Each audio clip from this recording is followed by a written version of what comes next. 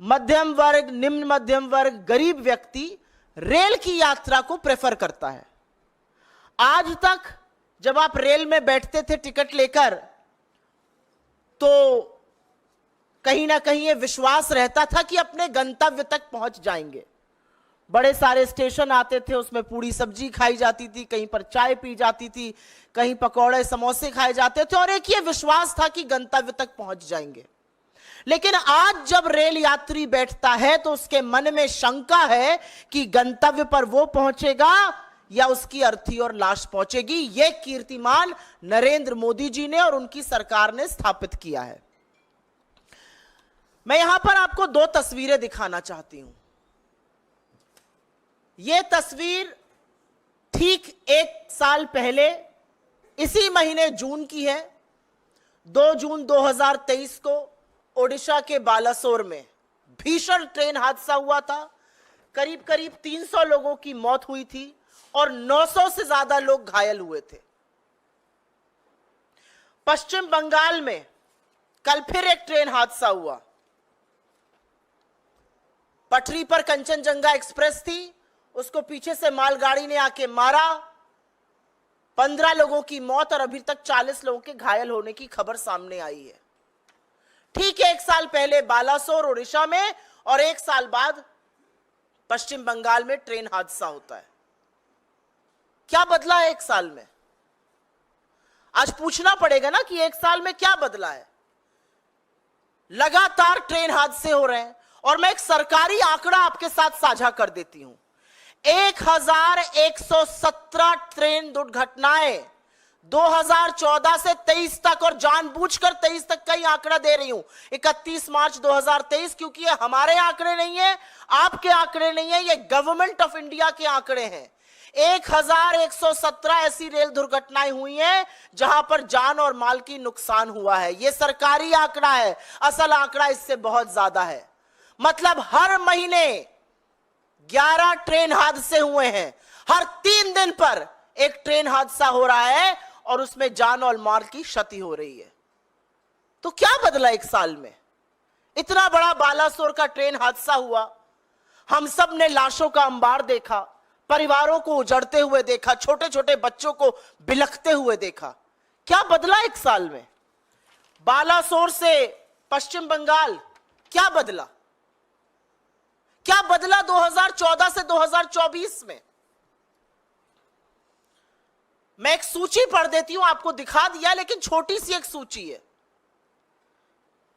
2014 में Gorakhdham express Daryl हो जाती है, 25 लोगों की मौत होती है। इंदौर पटना एक्सप्रेस का हादसा होता है, 150 लोगों की मौत होती है। कैफियत एक्सप्रेस में 70 लोग घायल हो जाते हैं। पुरी उत्कल एक्सप्रेस में 30 लोगों की मौत हो जाती है। बीकानेर गुवाहाटी एक्सप्रेस में 36 से ज्यादा लोग गंभीर रूप से घायल होते हैं, 10 लोगों की मौत होती है। बालासोर मैंने आपको बताया लगभग 300 लोगों की मौत और 900 से ज्यादा लोग घायल, और कल 15 लोगों की मौत और 40 लोग घायल। और ये मैंने सिर्फ कुछ आंकड़े बताए। 1117 ऐसे हादसे हुए हैं।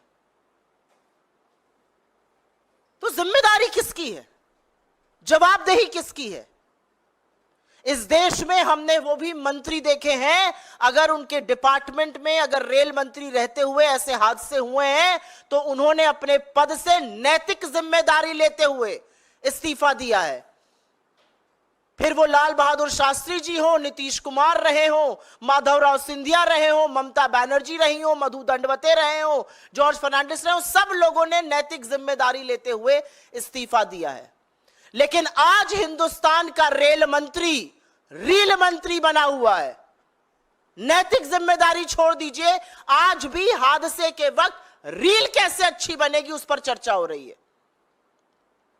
बालासोर के वक्त अश्विनी वैष्णव जी वहां पर आए, डाइव कर रहे थे, किसी के नीचे घुसकर झांक रहे थे, ट्रेन के नीचे घुसकर 2-4 टेसू बहा रहे थे। क्या किया आपने रेल को सुरक्षित करने के लिए? आप कल पहुंचते हैं वहां पर, आप रेल मंत्री हैं, आप गाड़ी से भी जा सकते थे, लेकिन वीडियो ज्यादा बेहतर तब आएगा जब आप जूम जूम जूम करके मोटरसाइकिल से जाएंगे। अच्छा वीडियो आ गया सामने, रील बना लिया आपने। अब आप बताइए, आपने 1 साल से इस देश में रेल को सुरक्षित करने के लिए क्या काम किया? उस रेल को सुरक्षित करने के लिए जिसमें इस देश का युवा, जिसमें किसान, जिसमें मजदूर, जिसमें मध्यम वर्ग अपने परिवारों के साथ चलता है, उसको सुरक्षित करने का क्या काम किया? लोगों के मन की आशंका कि भैया हम पहुंचेंगे या हमारी लाश पहुंचेगी, उसको दूर करने का क्या काम किया? कवच समझा रहे थे, अभी आपको मैंने दिखाया कुछ दिनों पहले। कवच प्रणाली आई है। कवच प्रणाली क्या करेगी? एक ट्रैक पर अगर 2 ट्रेनें चल रही होंगी तो पीछे वाली ट्रेन पर कवच से ब्रेक लग जाएगा, आपस में भिड़ंत नहीं होगी। क्या हुआ कल कवच का?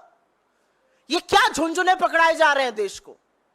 10 साल से रेल आवागमन का सबसे असुरक्षित साधन बन चुका है। लगातार जान और माल का नुकसान हो रहा है और लोगों को झुंझुने के नाम पर आपने कवच की बात कही। और ये क्यों हो रहा है? क्या एकदम से रेल फेल हो गई है? ये इसलिए हो रहा है क्योंकि नरेंद्र मोदी की सरकार और उनके मंत्री उदासीन हैं, अकर्मण्य हैं। उनको फर्क नहीं पड़ता कि गरीब गुर्बत में रहते हुए लोग, यंग लोग जो गाजर मूली की तरह भरकर रेल में आज जाने को मजबूर है, वो मर जाए, उनको फर्क नहीं पड़ता है। इसलिए ऐसा हो रहा है।